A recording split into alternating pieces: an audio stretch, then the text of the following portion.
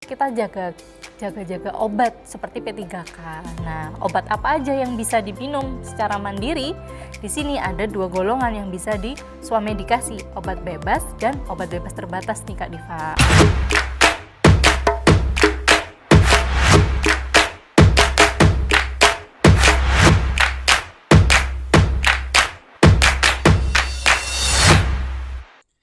Assalamualaikum warahmatullahi wabarakatuh.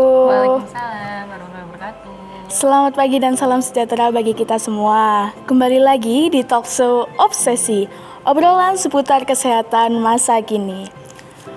Nah, gimana nih kabar pemirsa setia Obsesi yang sedang berada di rumah? Semoga kita semua tetap dalam lindungan Tuhan Yang Maha Esa, jaga kesehatan, dan tetap tegakkan protokol kesehatan yang telah ditetapkan oleh pemerintah.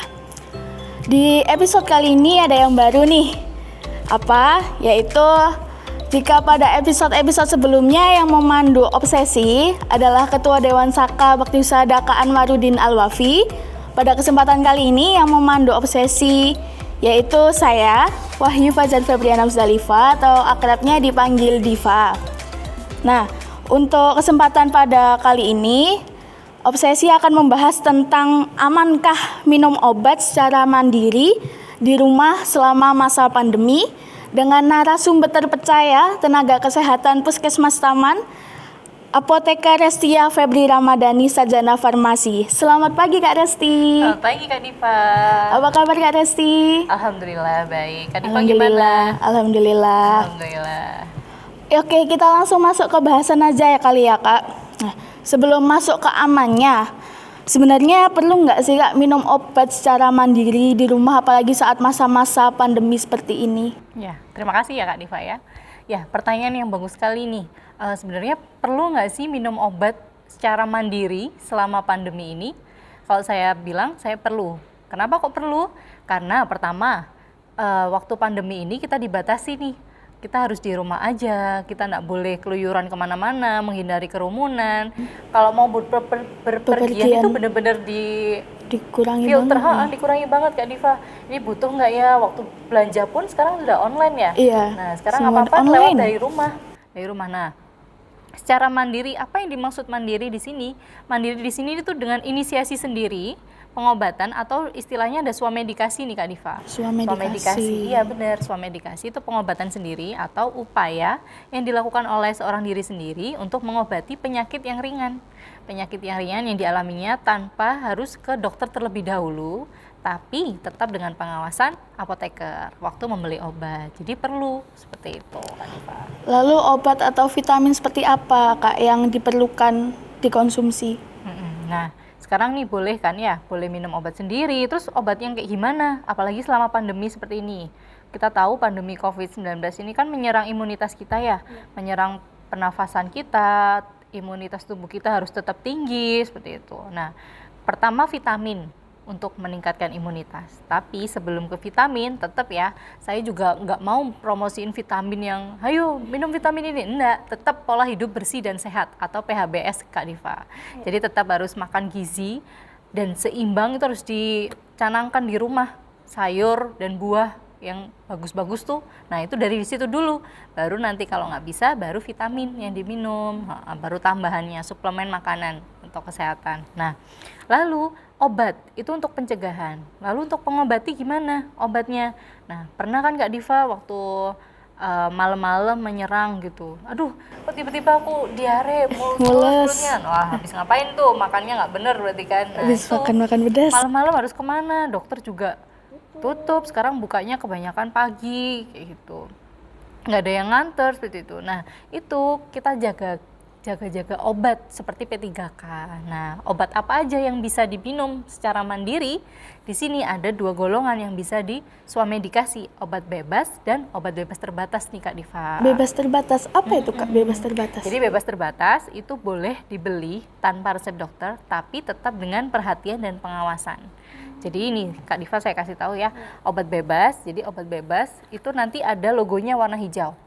Jadi nanti setiap obat di kemasannya itu selalu ada logo warna hijau, lingkaran hitam ini. Sedangkan obat bebas terbatas nanti seperti ini, tetes mata. boleh dibeli di apotek tanpa harus ke dokter dulu, tapi tetap dengan perhatian. Di sini ada perhatian nih, P nomor 3. Jadi awas obat keras hanya untuk bagian luar dari dalam. Jadi nggak semena-mana. Kalau hijau, berarti boleh dong kalau hijau ini diminum terus-menerus.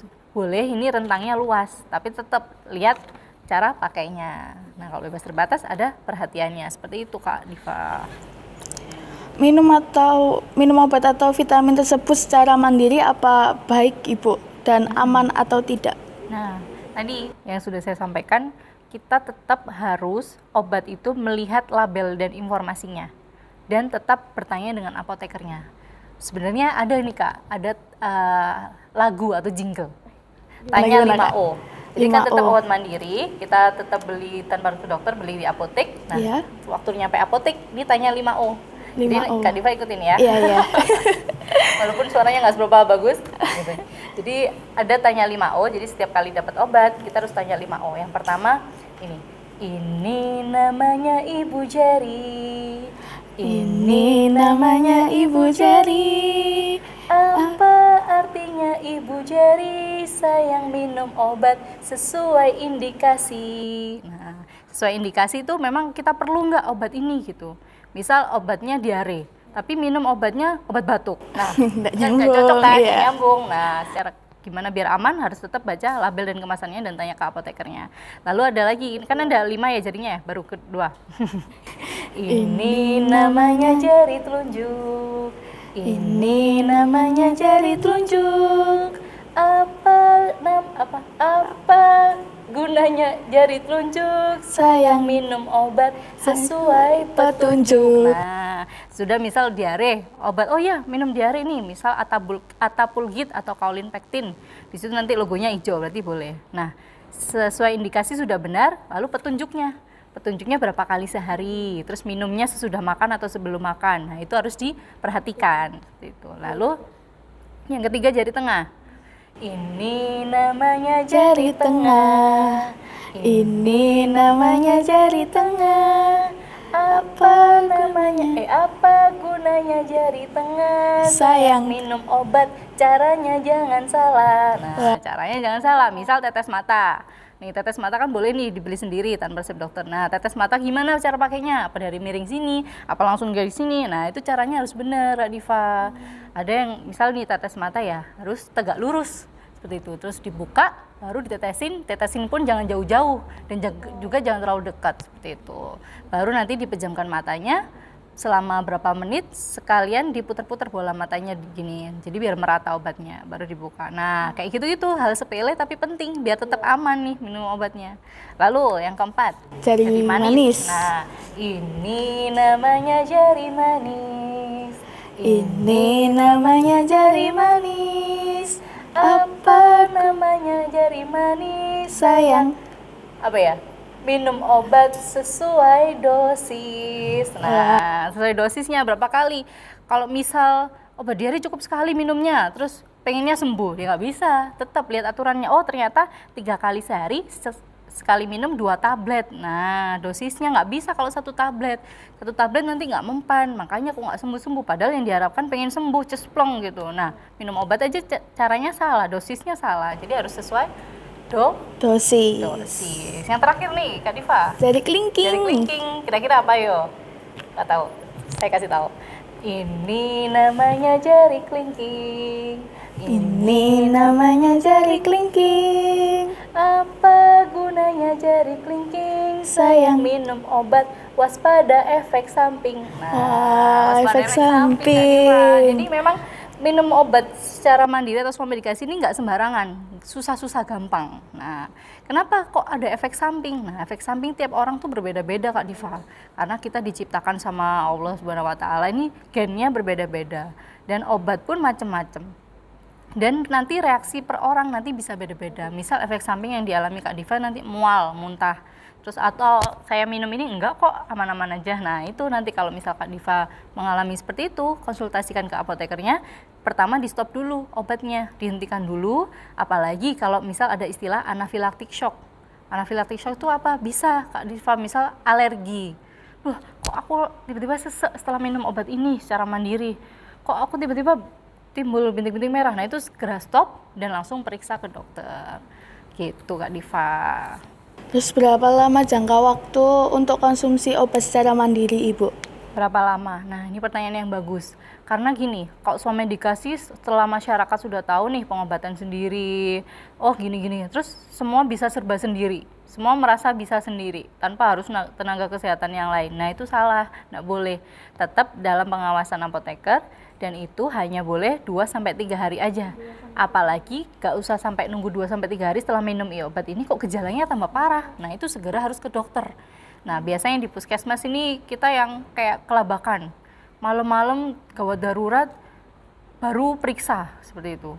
Padahal sudah seminggu. Waduh, ini kok nggak, iya Kak Diva, ada pasien yang gitu sudah seminggu kok nggak diperiksain. Nyampe puskesmas sudah lumayan gawat keadaannya. Nah, itu nggak usah ditunggu terlalu lama. Tetap 2 hari misalnya nggak membaik, itu segera periksa ke dokter. Biar nanti dokternya meriksa apakah ini sudah infeksi atau makin parah atau gimana, bisa dirujuk. Seperti itu Kak Diva. Itu. Lalu saya pernah dengar Ibu di internet tentang dagu sibu. Sebenarnya apa sih Kak dagu sibu itu? Dagu sibu. Dagu sibu itu ada istilah lain selain medikasi. Jadi tentang cara penanganan obat. Nah, penanganan obat yang kayak gimana? Dagu sibu ini singkatan Kak Diva. Dagu sibu. Jadi ada 4 kata. Dapatkan, gunakan, simpan, dan buang. Buang. Oh, Nah, seperti itu. Jadi setelah kita mendapatkan obat secara mandiri di apotek untuk pengobatan kita sendiri, kita mendapatkannya, gunakannya sudah benar, simpannya. Kenapa kok harus disimpan Kak Diva? Karena kan kemasannya obat itu nggak bisa kita cuma beli 1 tablet gitu. Jadi biasanya pakai Mixagriput, nyebut merek. Ini pun 1 strip isinya 4. Jadi kita misal sekali minum sudah enakan, di stop, nggak usah karena memang hanya gejalanya aja, tidak usah diminum rutin ya Kak Diva. Di sini obat mandiri itu kita simpen obatnya biar nanti sewaktu-waktu nanti kalau misal timbul lagi gejalanya, kita bisa pertolongan pertama minum itu lagi. Jadi nyimpannya juga harus yang benar biar tetap terjaga kualitasnya dan keamanan dan khasiatnya. Lalu buang. Nah, buangnya yang benar. Misal nih contohnya nih saya bawa. Nah, selain tanya 5O tadi, kita harus cek klik. Nah, ada lagi nih Kak, banyak istilah ya. Medikasi, tanya 5O, dagu sibu, ini klik. Nah, apa itu cek klik? Jadi K yang pertama, kemasannya. Kita lihat kemasannya. Oh, oke, kemasannya. Misal yang ini nggak penyok atau masih tersegel. Oke. Lalu L, label. Kita lihat labelnya. Oh iya, di sini tuh semuanya, misalnya orang-orang tuh kebanyakan gini. Label, aduh ini gimana sih cara pakainya? Padahal udah jelas-jelas ada di sini informasinya, cuman males baca aja. Jadi budayakan sering membaca label, membaca labelnya, informasinya ini. Oh iya, ini dipakainya segini, nyimpennya di sini ada. Lalu I, izin edar. Nah, ini obat yang aku dapat ini sudah masuk di Badan POM nggak ya izin edarnya? Sudah resmi nggak ya? Sudah aman nggak ya? Itu termasuk ciri-ciri amannya. Lalu yang terakhir, kadaluarsa. Wah, ini misal ada kadaluarsanya ini. Oh, ED, expired date-nya Oktober 2020. Wah, bulan ini ya Kak?